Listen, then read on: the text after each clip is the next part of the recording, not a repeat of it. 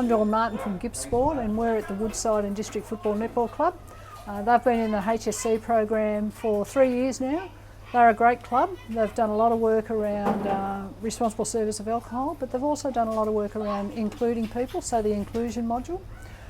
Look, as soon as they became involved as a standalone club, so when they became Woodside and District Football Netball Club, they joined the Good Sports program. It was very important to them to have take some leadership around alcohol in their community.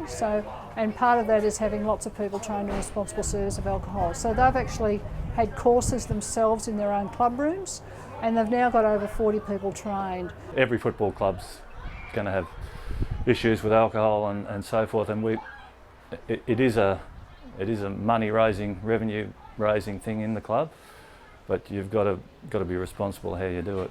You've got all these young kids and girls and boys coming up through the ranks.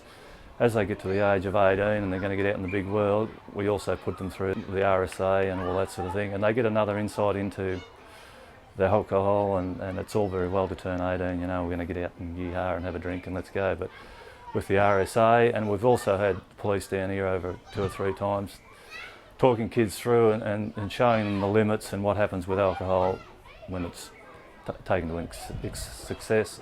Too much alcohol ends up in tragedy, and we don't want tragedy in our club, that's for sure. Yeah, well, they teach you who you can serve alcohol to and who you can't, whether a person's intoxicated or not, and yeah, just being general, responsible service of alcohol. Yeah, there's been quite a lot that have their RSA. We have a list. I've seen a list of people that, amongst the club, that can serve alcohol behind the bar, and there is quite a list that. So a lot of people have done the course. So yeah, I think it's good that more people can get behind there and run the show if needed and step in and help out.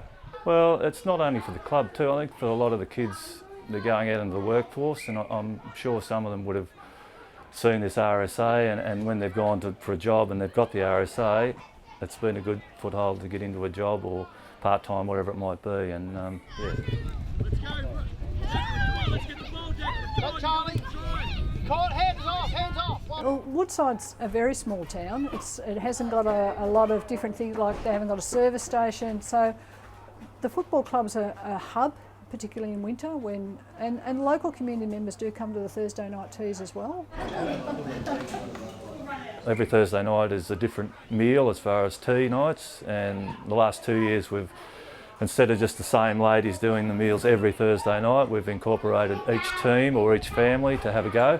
We do 50 to 60 meals most nights and get up to 100 on our better nights. So yeah, it's a good little revenue raiser as well as a social outing, and we don't have to go home and cook, so that's a bonus.